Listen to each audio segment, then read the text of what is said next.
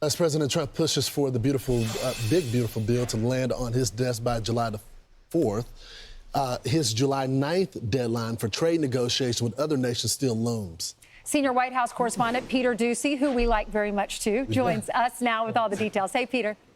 Good morning. And the Canadians blinked in the trade war with the U.S. after President Trump announced this weekend that he was going to suspend all trade talks with our neighbors to the north. They decided to turn off a new tax one day before it was set to come due. It is the digital services tax. It took effect in June of last year, and it requires some businesses to pay a 3% tax on revenue that they earn from engaging with Canadian users online. So that could affect companies like Amazon and Meta and Google and Apple.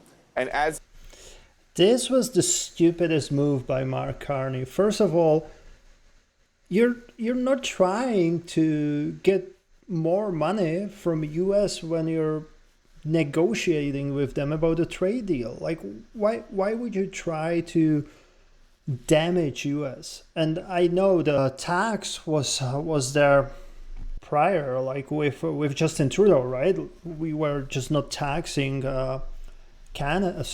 US. But why would you do it? It's like, if I compare it to peace negotiations, right? Between, I don't know, let's say between two countries, let's not be specific. You're not going to bomb the country when you're trying to negotiate a peace.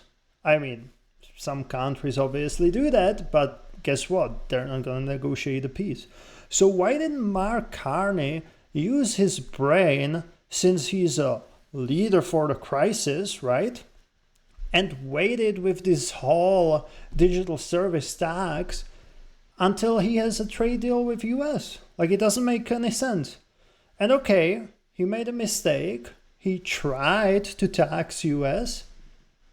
Well, you're really like one day in and you're gonna be like, oh, okay, no, I was just kidding. Man, he looks so weak. And again, like, I think it was bad move to start with. Like, to try to apply digital service tax before you have a trade deal with US. But if you decide to go with it, wait at least a week. Don't be like within 24 hours revoking this tax. Like, you ran election on elbows up, and now it literally looks like you're just Trump's bitch. I'm sorry. Like, pardon my French, but again, we live in Canada, right? So who cares? But no, it's ridiculous. The whole Canada looks so weak, and it literally looks like President Trump can do whatever he wants with Canada. And yeah, it's just ridiculous. Tariff talks continue with other countries and Canada. The president's team is most concerned with protecting the following sectors: steel, aluminum, auto, copper, lumber, semiconductors and jet engines, and pharmaceuticals. And all those tariff deals are set to be settled by a long-standing July 9th deadline. We made a deal pretty much with India. We made a deal with China. We made a deal with UK, great people. We made deals.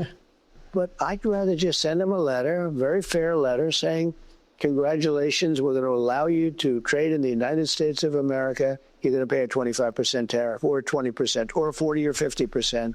I would rather do that.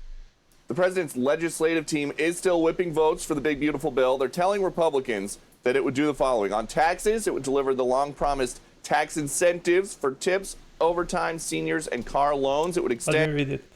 So tax provisions: Trump's long-promised tax incentive for tips, overtime, seniors, and car loans. So pretty much no tax on tips and overtime, which, I'm not gonna lie, I'm really jealous for you Americans. Extends the Trump tax cuts, raises the child tax credit, definitely needed.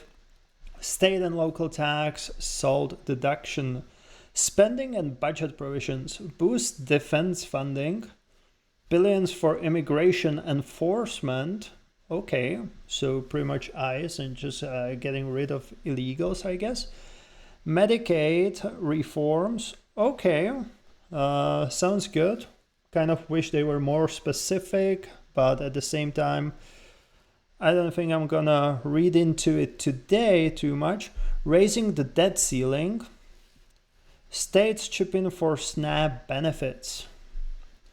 Okay, well, I know Elon disagreed with some of these. Apparently it's gonna bring the debt even higher, but yeah, some of the points are definitely good. And like with the bill like this, with so many points, it's hard to agree with all of them, right?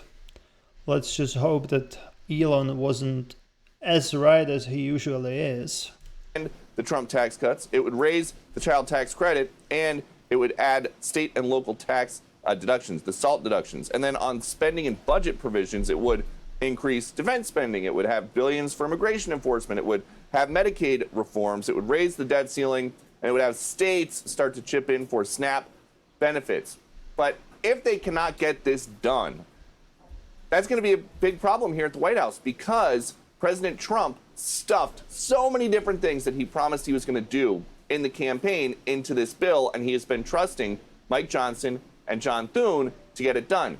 If they can't, it's going to take a really, really long time for them to go individual item by individual item and fight it out over each thing to try to get the Trump agenda passed. Back to you. Yeah, I just, in the back of his head, John Thune must be saying, this is why I wanted to do 2 bills.